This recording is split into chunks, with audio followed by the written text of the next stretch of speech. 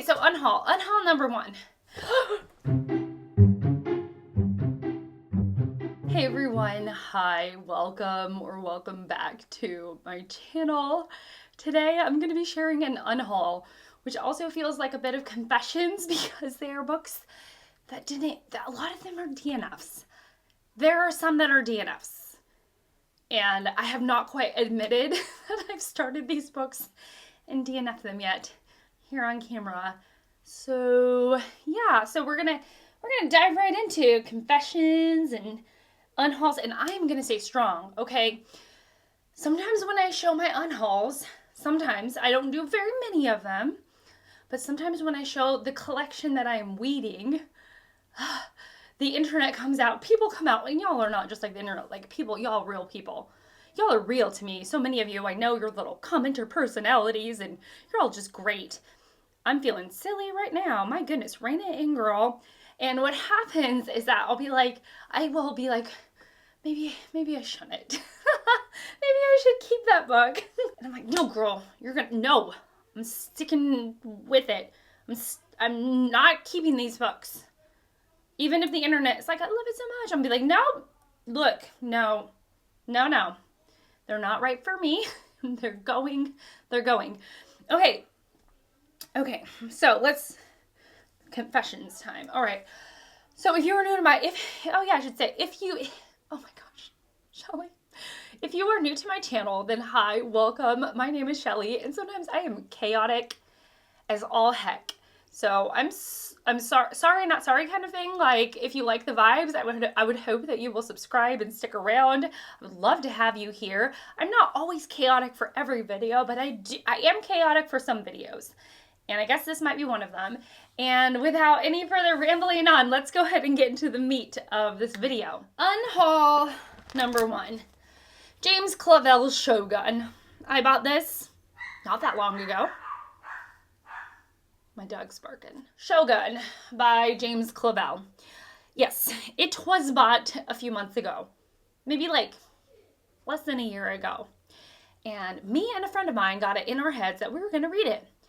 We started it, and it was squashbuckling pirate feeling. There was like a lot of squashbuckling going on. It had a vibe.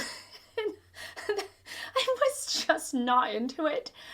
I also had a very kind one of you all email me the ebook. So I was like, if I have the ebook and I ever feel the urge to pick it up again, like basically this was DNF'd very quickly.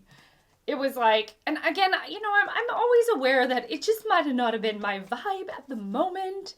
But basically I was like, no. I was like, it repelled me. I don't know why. And from then I was like, no, I cannot. So yeah, it's gonna go, and I will also have just the Kindle version, which someone gave to me. So I'll have that for if I ever cycle back around to wanting it. But otherwise, I don't have to look at it. I don't have to stare at it as it mocks me. The next book I picked up at a little free library, and I got it because it said it won the Booker on the sticker. Look, the stickers do stuff, guys. The stickers are for real. And it was like, this one, the Booker. It's called The Narrow Road to the Deep North by Richard Flanagan. I have never seen anyone talk about it, which is fine. Like, it's not like every book needs to be talked about for me to want to read it. But it has no hype in my heart. I feel nothing when I look at this book. So, yeah, I'm just going to let it go. I'm going to let it go from whence it came kind of thing. Oh, the next book, it was another DNF, unfortunately. And I actually have real reasons, y'all. I have real reasons. So, it's Walter Stegner's The Angle of Repose. What happened was that I started this, and then around this time, I think a couple of booktubers had started this as well. And Walter Stegner was accused, or it was proven, that some of the passage, it was controversial because several chunks of this novel, which won the Pulitzer, was lifted from someone else's work.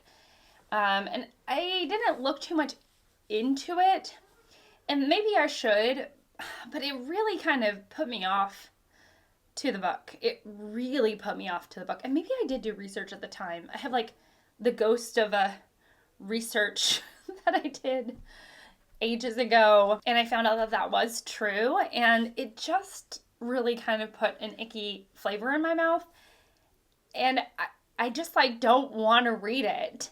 Now, again, if I, I don't know, if I feel the compulsion, like if I feel the desire come back around, I really don't mind like picking it up again. But for now, like I see it and I'm like repulsed by it. So yeah, that's, I really ought to, take my word with a grain of salt. It is very little research in this video. A lot of it is just vibes. But that's what I had heard, and I was just like, oh my, oh, okay. So yeah, I don't, I'm just, no. Oh my goodness. So the next two books are actually authors that I thought were for me. I was like, I'm gonna love these authors. Now, one kicked my tail. I read like half of his most famous book, and I was like, I don't know what's going on. I don't know. And that rarely happens to me ever. Like, it used to happen in my younger years, but that rarely happens to me nowadays, and I could not make head nor tails from it, or head nor tail from the book. And it was John le Carré, and it's, what is his most famous book? I can't remember, but the John le Carré. So it was another book of his. I'll probably have the title flashing across the screen. Poor editing Shelley. I mean, don't really feel bad for her because I am filming Shelley now. Filming Shelley doesn't feel bad for editing Shelley, but sometimes editing Shelley is really mad at filming Shelley when she does stuff like this. And if then I'm like, what is the name? I can't remember. But yeah, so this is Agent Running in the Field. And after he whipped my behind, after he whipped my behind with the other book, which is on my Kindle, can't unhaul that, I guess I could, but I'll keep it on there in case I feel like trying again. I was like, I guess he's not for me, and I really don't want to read another one of his books anytime soon. So yeah, no. Then I think D.H. Lawrence's Sons and Lovers, I have no desire to read D.H. Lawrence. I just don't. And I'm like, why not just I want books to feel joyful in my heart. I want there to be a sense of hope when I look at them. And feeling nothing towards the book is not good. Speaking of feeling nothing, as I set this down, speaking of feeling absolutely nothing towards the book, I have this, and it's Grendel by John Gardner. I feel absolutely nothing towards this book. I picked it up on a lark at my library, my library's book sale corner, and a lot of people in the comments, they were like, well, I guess I feel something, because they were like, I hope that book works out better for you than it did for me. Didn't really like it. And I was like, well, and that's it, oversimplification of what their comment was. But you understand. I was just like, what did I do? And it's really put me off the book ever since. So I did some soul searching recently, and I realized that this book that I'm about to show you was not it. It was not the one I wanted to read, and I actually bought another book by this author. So I am actually getting rid of The Romanovs, the final chapter by Robert K. Massey, and I actually bought Nicholas and Alexandria by Robert K. Massey. So it's not his writing or anything, and I've actually read Catherine the Great by Massey, and it was amazing, life-changing, so good. The thing about this is that this is more about the narrative of Anastasia, possibly Anastasia, the youngest Romanov daughter, possibly having survived the rest of her family's assassination. Like, maybe she wasn't with her family as they were being assassinated, maybe she lived. And all of the frauds out there that were Anastasia. And he really gets into the weeds of DNA reports and how we can determine what actually happened to Anastasia. And once I kind of figured out about that, and I talked to one of my friends, Anita, about it, and she gave me some really sound advice, knowing what I like and what I like to read and all that. So I was like, you know what, I don't want to read this. And now I have Nicholas and Alexandria, which I want to read. I actively want to read. And so I feel good letting this one go, knowing that I have another Massey book that I do want to read that's more aligned with the kind of history reading that I like to consume, that I enjoy learning. So this is not for me. And I think a couple of you had actually warned me about that Romanoff book because it isn't really the final chapter in terms of the end of their lives and the Russian Revolution or anything like that. It really doesn't cover that. It really covers, who is Anastasia? Why are there so many frauds? How can we determine who she really is? And how can we debunk some of the frauds that are trying to be Anastasia? And I was like, I'm not interested in that topic. The next book was another DNF. Oh my gosh. But I'm glad to finally, I'm shedding the books that are not giving me joy, and that's fantastic. And it's John Steinbeck's King Arthur and His Noble Knights. I read the first full story of this. I read it with a book club that I had ran a couple of years ago now with David Wiley. And the last story is supposed to be good, but I don't know. I'm not necessarily a King Arthur girly. I'm not drawn to that kind of literature. It was good. My dog was very young, and so he chewed the cover of the corner, which is fine. It's not really about that. It's the fact that, I don't want to read this. I tried the first story. It was fine. This Steinbeck, he wrote The Grapes of Wrath and so many other, East of Eden and all of these other books that we know him for.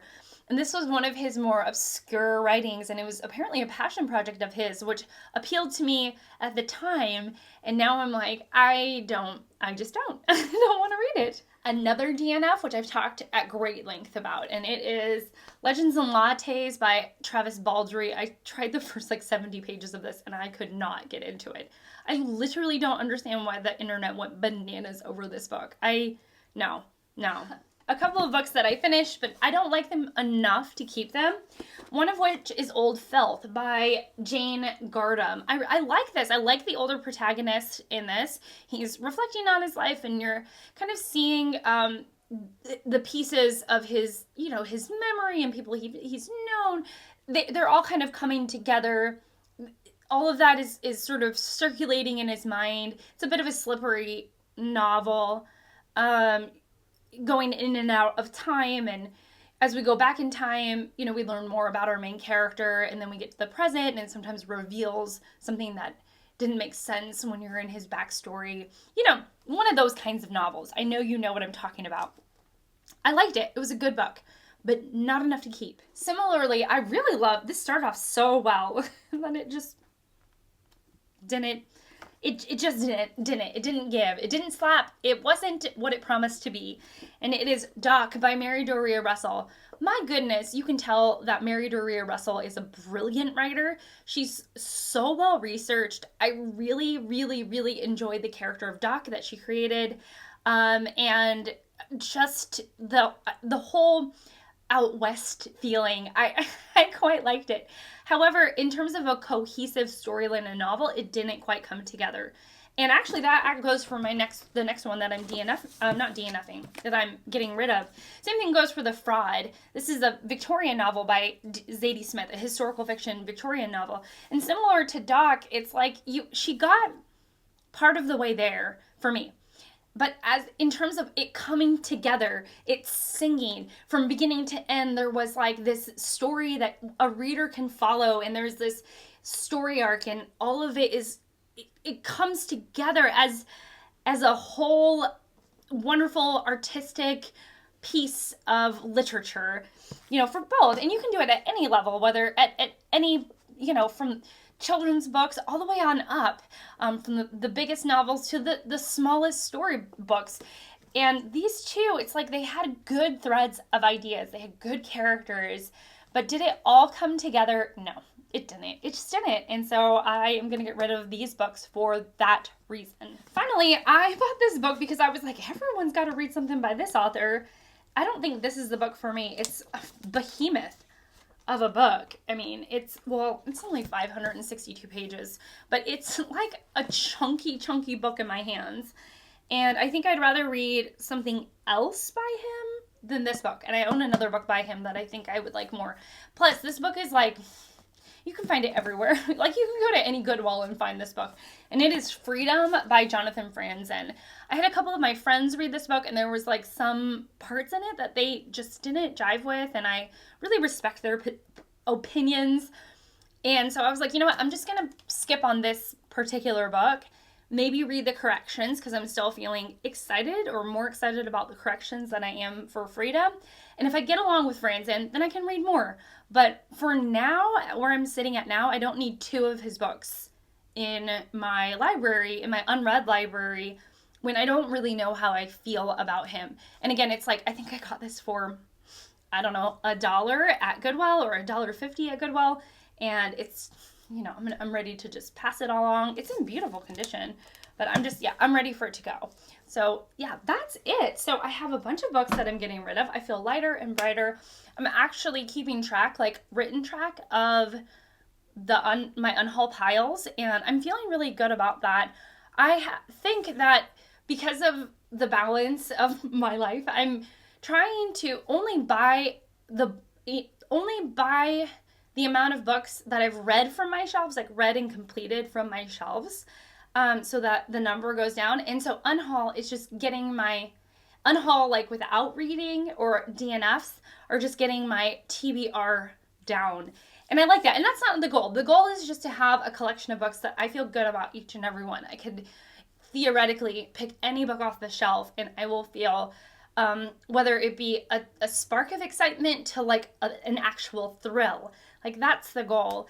And so looking at these books and knowing how I feel about them and coming to terms with letting them go, that makes me feel amazing. And it makes me feel like I'm making progress on my goals, which is, you know, to again kind of simplify, streamline, just read what I have, enjoy what I have, and ultimately surround myself with joyful things. So yeah, tell me, what are you getting rid of? Like, what do you do with the books that you don't want to read? Like, do you give them to little free libraries, or do you sell them back at used bookstores? Do you give them away to friends? You know, inquiring minds, at least this inquiring mind wants to know. And thank you so much for being here. You know, thank you so much for watching and being here. I really appreciate it. And yeah, that's it. So I will hopefully see all of you in my next one. Bye!